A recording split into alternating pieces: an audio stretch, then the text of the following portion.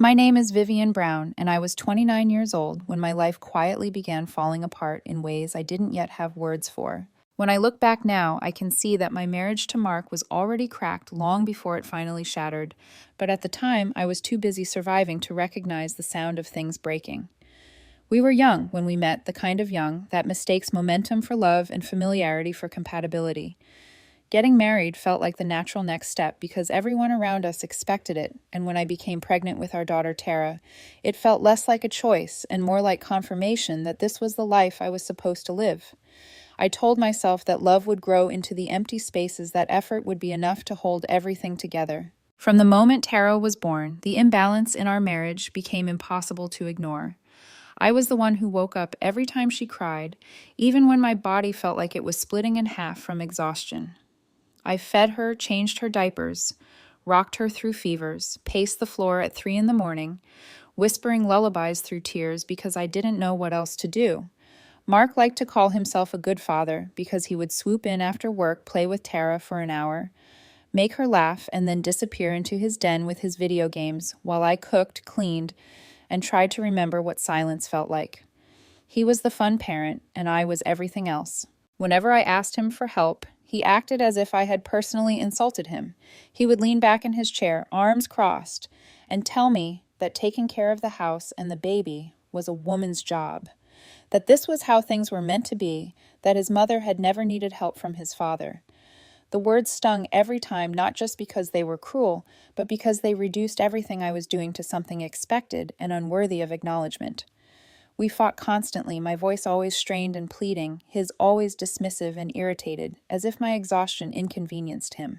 There was one night I remember vividly because it felt like a turning point even then. I was sick, the kind of sick where your bones ache and your vision blurs, and all I wanted was a few hours of uninterrupted sleep.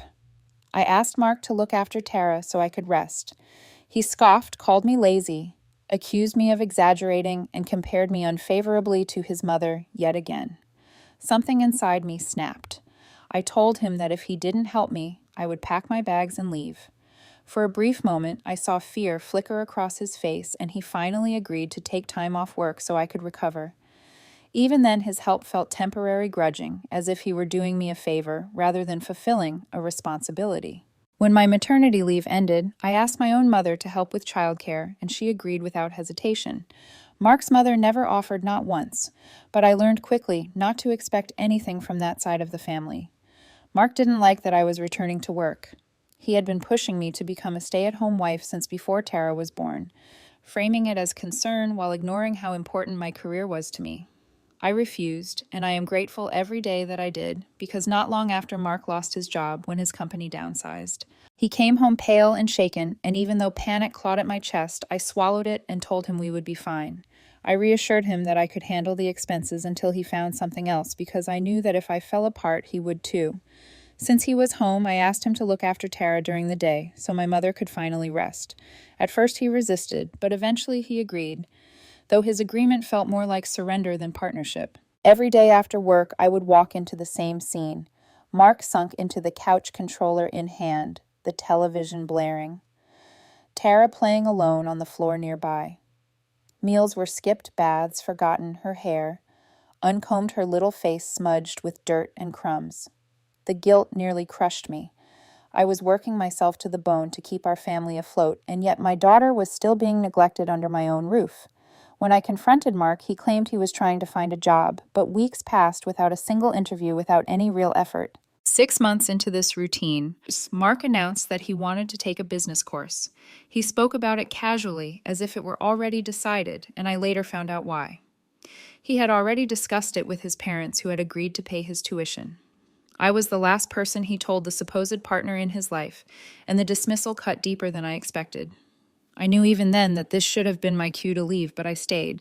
I stayed because I was tired, because I was scared, because I had convinced myself that endurance was the same thing as love. While I worked and raised, Tara Mark went back to school energized by a future he hadn't bothered to include me in.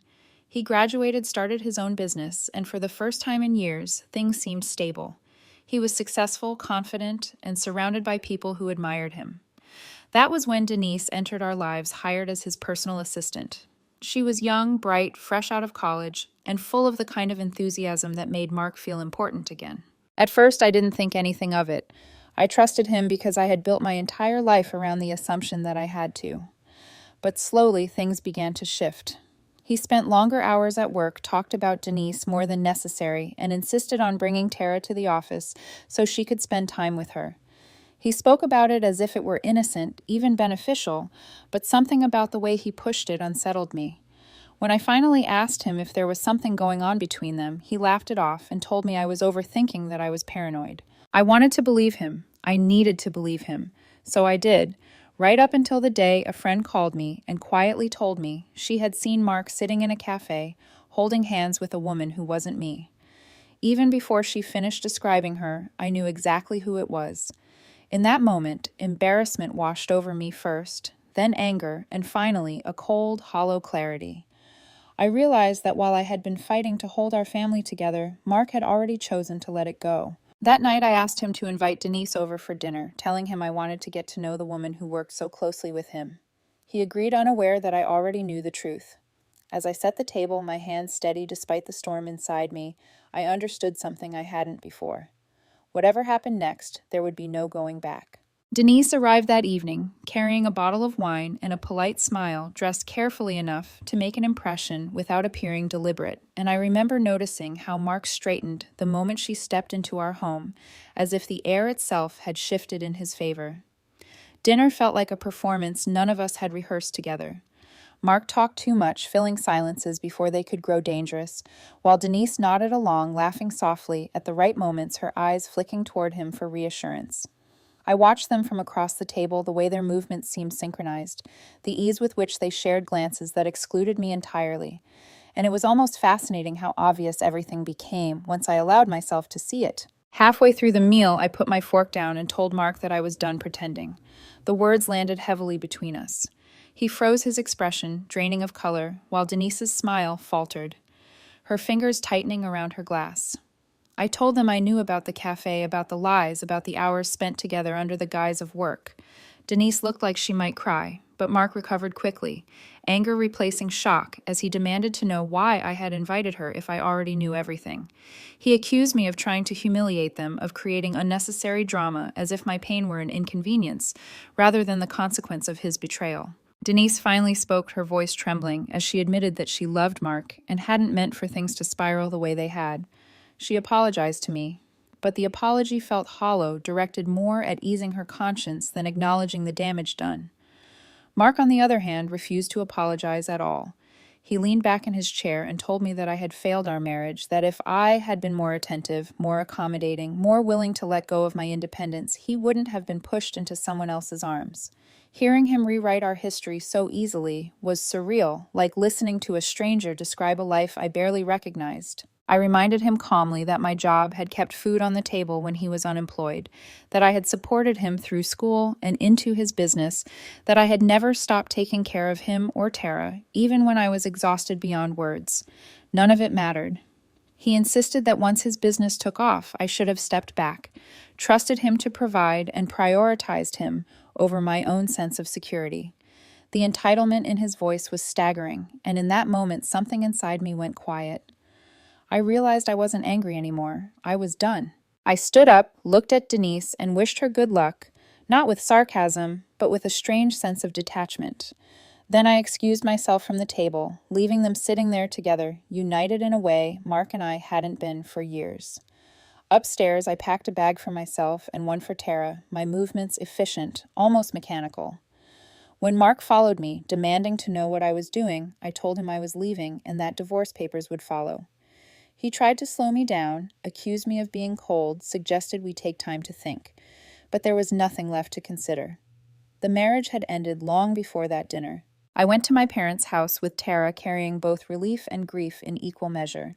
Mark's parents never reached out, never questioned his choices, and later I learned why.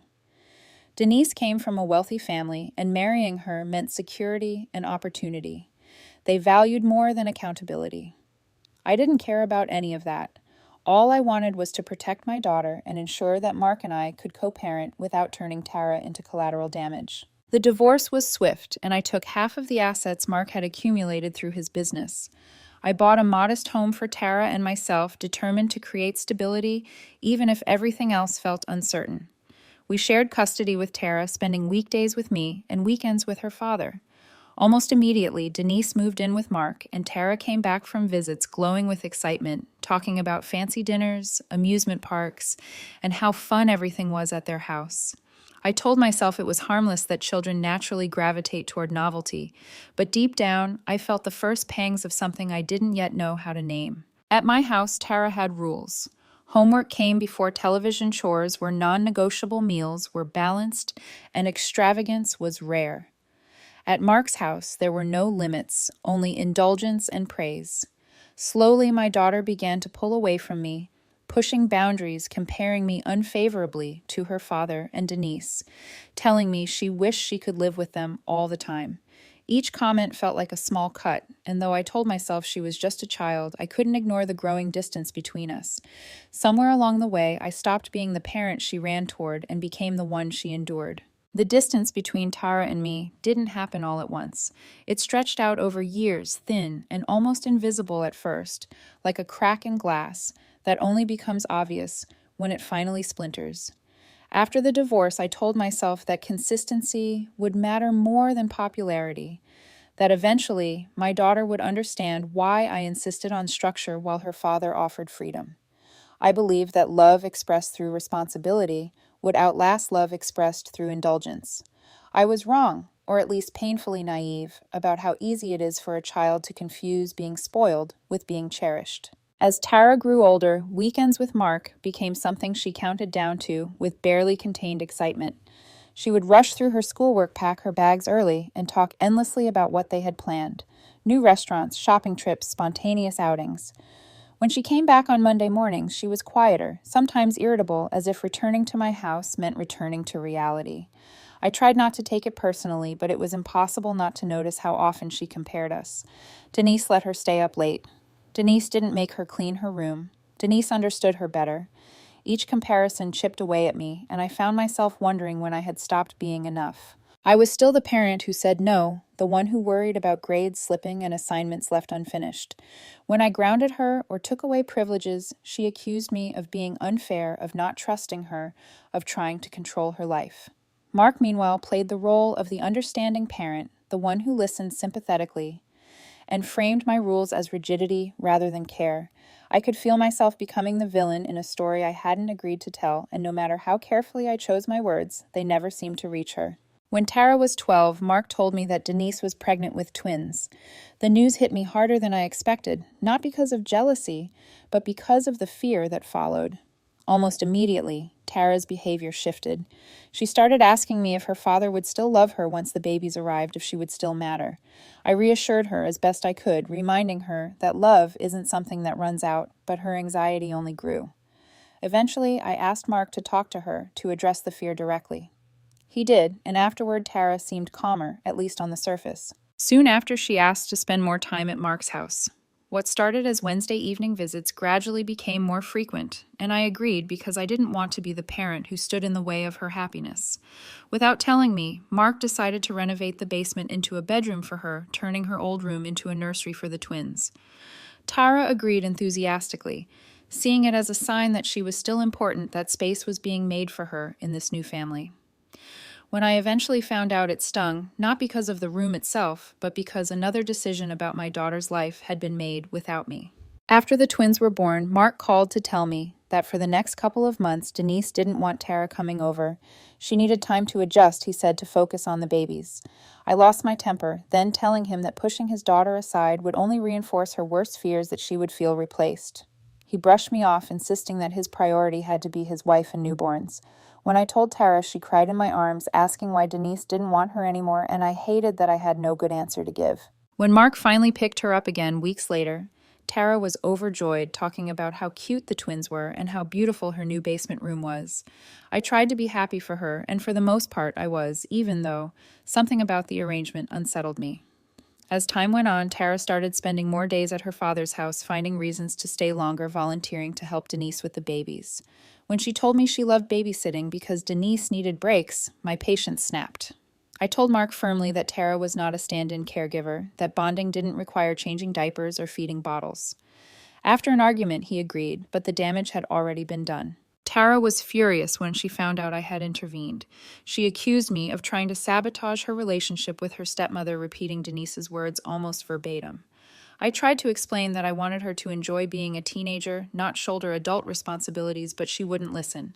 She was desperate to prove her worth in that household, and any attempt to protect her was reframed as interference.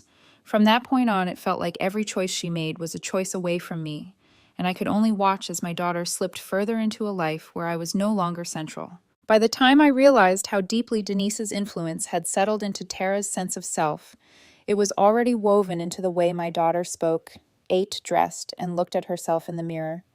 The changes didn't announce themselves dramatically. They crept in through casual comments and borrowed opinions through rules that existed only at Mark and Denise's house but somehow followed Tara back to mine. One evening, I came home exhausted, kicked off my shoes, and sat on the couch with a bowl of ice cream, grateful for the quiet. Tara walked past, looked at me with an expression that wasn't quite disgust, but wasn't curiosity either, and said flatly that I was turning into a fat cow. The words hit me so hard I thought I had misheard her. When I asked where that had come from, she shrugged and told me Denise had explained that gluten makes people fat and lazy and that she wasn't allowed to eat it at their house. I told her that food didn't work that way, that bodies didn't work that way, and that shaming someone for what they ate or how they looked was cruel. Tara rolled her eyes, already convinced that I was the ignorant one. From there, everything seemed to accelerate. She started refusing to go outside with me during the day because she didn't want to get tanned. She skipped breakfast, claiming she wasn't hungry, then later admitted she was trying to lose weight. Denise had bought her a bikini one size too small, framing it as motivation, and Tara took it as a challenge. I found a notebook in her room where she had been tracking her weight daily, the numbers circled and annotated like a test she was desperate to pass.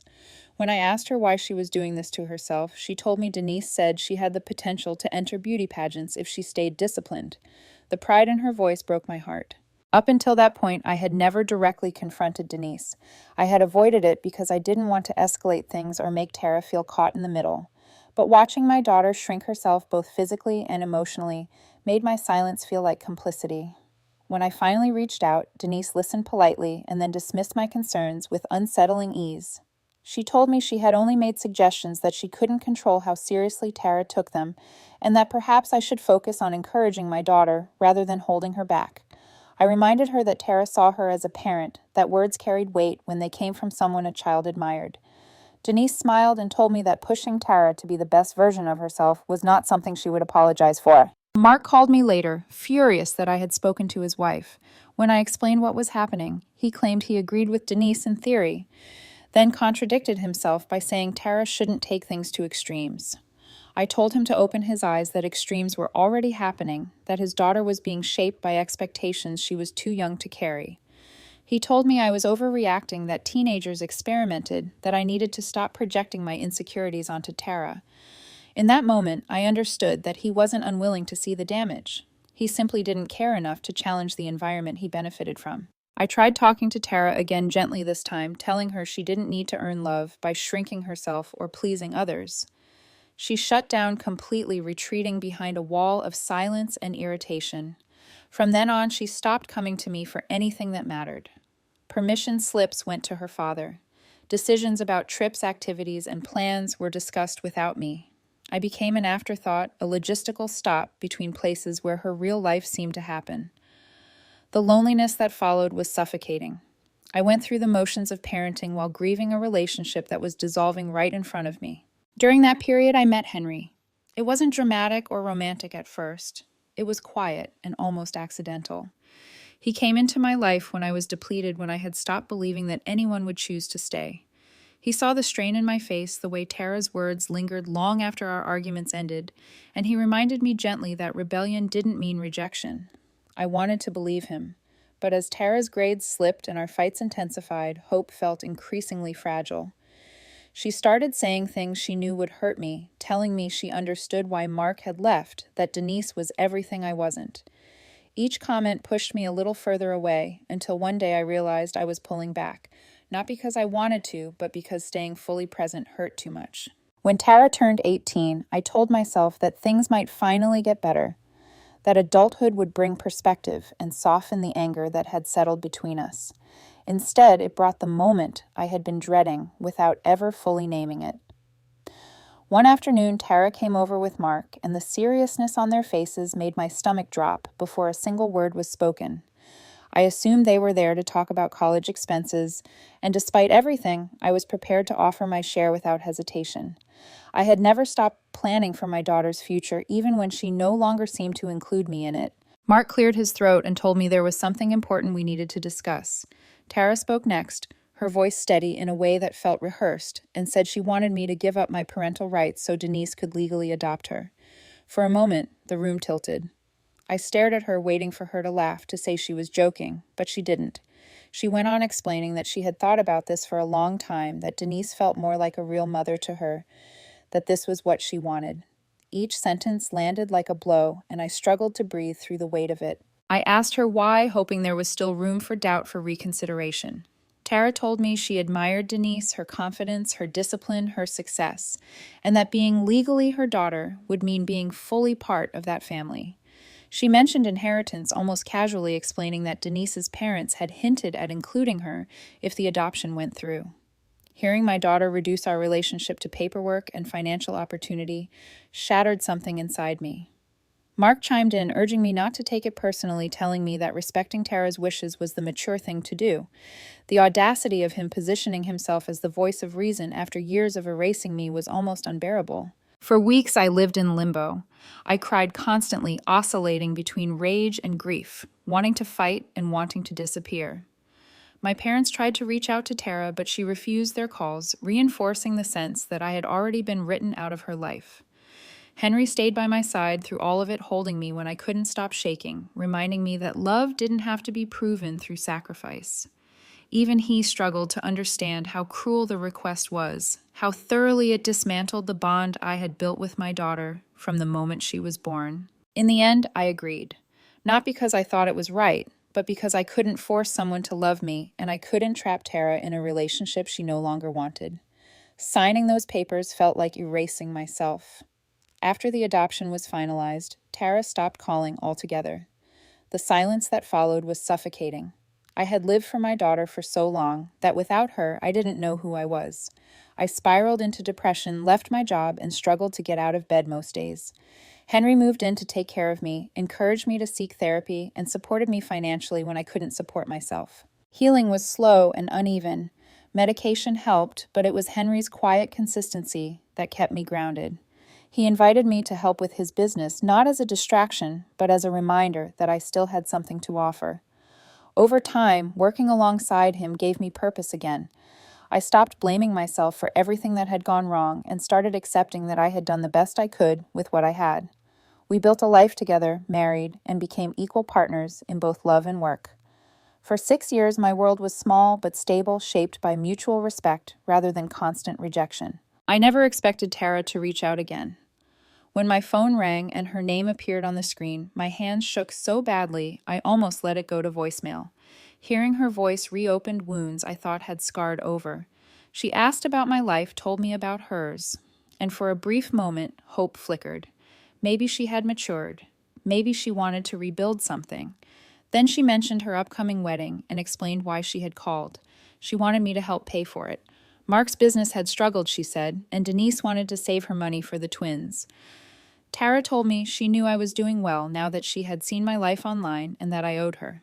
The entitlement stunned me into silence. When I finally spoke, I reminded her of the choices she had made, of the rights she had asked me to give up, of the mother she had chosen instead. I told her I wished her happiness, but I couldn't simply write a check and pretend the past hadn't happened. She exploded, accusing me of abandoning her, of not fighting hard enough, of being selfish.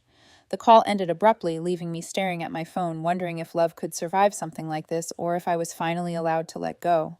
After the call ended, the house felt unbearably quiet, the kind of silence that presses in on your chest and forces you to sit with thoughts you've spent years carefully avoiding.